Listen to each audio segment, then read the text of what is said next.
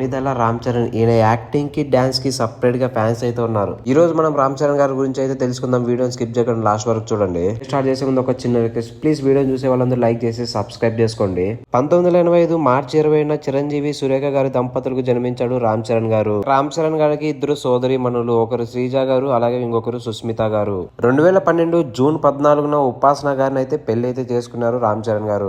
Apollo hospital head అయిన ప్రతాప్ రెడ్డి గారి మనవరాలు. అపోలో ఫౌండేషన్ ఆధ్వర్యంలో జరిగే కార్యక్రమాలు చురుగ్గా పాల్పంచుకునే ఉపాసన గారు సంపూర్ణ ఆరోగ్యం పట్ల అవగాహన కల్పిస్తూ పలు వీడియోలు సోషల్ మీడియాలో విడుదల చేస్తూ ఉంటారు. క్రమంలోనే ఉపాసన గారికి అరుదైన గౌరవం దక్కింది. 2022 సంవత్సరానికి గాను నాట్ హెల్త్ CSR అవార్డు వర్ణించింది. చరణ్ గారికి చదువు అంతగా ఇంట్రెస్ట్ లేకపోవడంతో సినిమా ఇండస్ట్రీకి అయితే వచ్చారు. 2007లో డాషింగ్ డైరెక్టర్ పూరి జగన్నాథ్ గారితో తన డెబ్యూ మూవీ అయితే స్టార్ట్ చేశారు, అదే చిరుత. చిరుత సినిమాతో తెలుగు ప్రేక్షకులకి పరిచయం అయ్యాడు మన రామ్ చరణ్ గారు. ఈ సినిమా హిట్ అవడంతో పాటు అతనికి ఆ సంవత్సరం ఉత్తమ నటుడు ఫిలింఫేర్ అవార్డు కూడా వచ్చింది. సినిమా గ్యాప్ తర్వాత మన సెన్సేషనల్ డైరెక్టర్ SS రాజమౌళి గారితో మగధీర సినిమా అయితే ఓకే చేశాడు.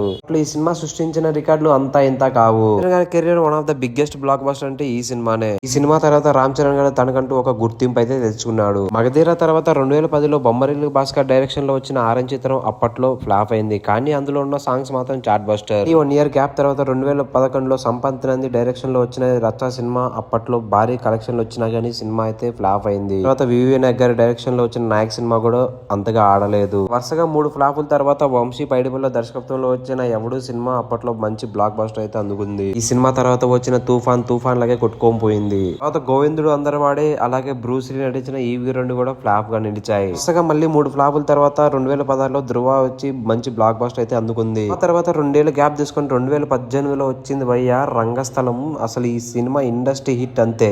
రామ్ చరణ్ గారి యాక్టింగ్, DSP మ్యూజిక్, ఆ సాంగ్స్ మాత్రం వేరే లెవెల్. అసలు సినిమాలో రామ్ చరణ్ గారి యాక్టింగ్ చూసి ఈ సినిమా రామ్ చరణ్ తప్ప ఇంకెవరు చేయలేరు అన్నలాగా యాక్టింగ్ అయితే చేశాడు మన రామ్ చరణ్ గారు. సినిమా తర్వాత 2019లో బోయపాటి డైరెక్షన్ లో వచ్చిన వినయ విధానం అల్ట్రా డిజాస్టర్. చరణ్ గారి కెరీర్ లో వన్ ఆఫ్ ద. ఈ సినిమా తర్వాత రామ్ చరణ్ గారు, రాజమౌళి గారు అలాగే NTR గారు నటించిన RRR సినిమా అయితే చేశారు. మంచి సక్సెస్ అయ్యి ఆస్కార్ అవార్డు కూడా వచ్చింది. దాదాపు 5 ఇయర్స్ తర్వాత సోలోగా వస్తున్న సినిమా గేమ్ చేంజర్ మీద ఉన్న మీ అభిప్రాయం ఏదో కామెంట్ లో చెప్పండి. వీడియో నచ్చితే లైక్ చేసి సబ్స్క్రైబ్ చేసుకోండి. మీలోని రామ్ చరణ్ గారి ఫ్రెండ్స్ ఉంటే ఈ వీడియో షేర్ చేయండి.